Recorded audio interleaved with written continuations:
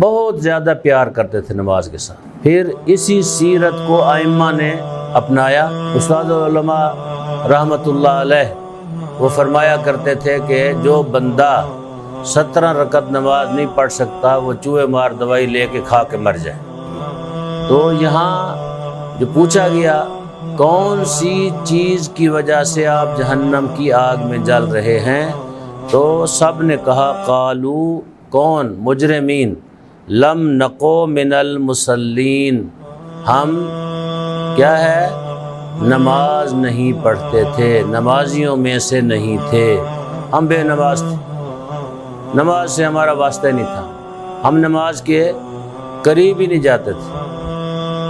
یہ قرآنی الفاظ ہیں، یعنی نماز نہ پڑھنا اللہ نے اس کو مجرم کہا ہے۔ دنیا میں اگر کسی کو مجرم کوئی کہہ دے تو کیا ہے، وہ وکیل کرتا ہے تاکہ یہ دھبا مجھ سے اتر جائے۔ ابھی آپ دیکھ رہے ہیں آپ کے پاکستان کے سیاستدان ایک دوسرے پہ کیس بناتے ہیں، پھر عدالتوں میں جاتے ہیں تاکہ یہ جرم والا دھبا ہمارے اوپر سے ہٹ جائے، تاکہ ہم لوگوں کو کہہ سکیں کہ ہم تو بڑے نیک بندے ہیں، مجرم نہیں ہیں۔ عام بندہ جب کسی کو مجرم کہتا ہے تو وہ بھی چاہتا ہے کہ مجھے نہ کہا جائے۔ اللہ کہہ رہا ہے بے نمازیوں کو، جو نماز نہیں پڑھتے وہ کون ہے؟ مجرم ہے۔ نماز، اس کی فضیلت، اس کا مقام اگر آپ پوچھیں تو رسالت مآب صلی اللہ علیہ وآلہ وسلم سے حضرت کو جن چیزوں سے دنیا میں محبت تھی ان میں سے ایک نماز تھی، بہت زیادہ پیار کرتے تھے نماز کے ساتھ۔ پھر اسی سیرت کو ائمہ نے اپنایا۔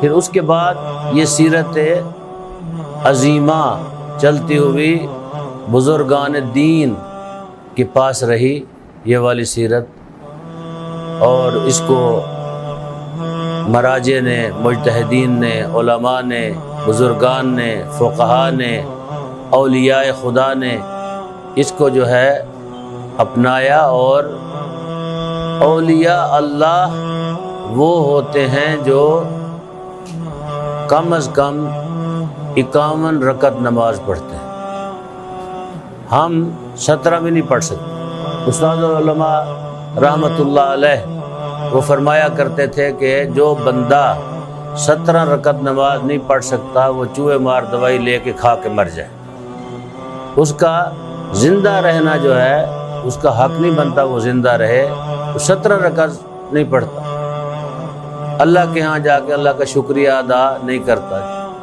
کئی ایک نعمات خداوندی، آج میں ایک پڑھ رہا تھا کہیں کسی جگہ پہ کہ یہاں آپ کے وطن عزیز میں ایسے ایسے لوگ ہیں، کیونکہ یہ پھر درس ہے، لوگ اس کو دیکھیں گے، سنیں گے، ان کے نام لیے جائیں تو اچھی بات نہیں ہے۔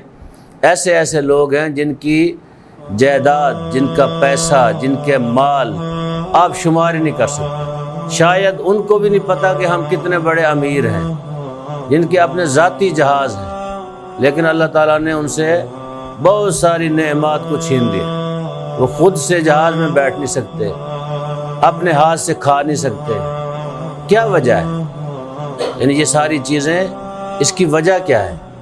اس کی وجہ یہ ہے کہ انسان جب اللہ سے دور ہو جاتا ہے تو پھر اللہ تعالیٰ جو ہے بہت ساری نعمات کو آپ سے لے لیتا ہے، وہ پھر آپ کے پاس ہوتے ہوئے آپ اس کو استعمال نہیں کر سکتے۔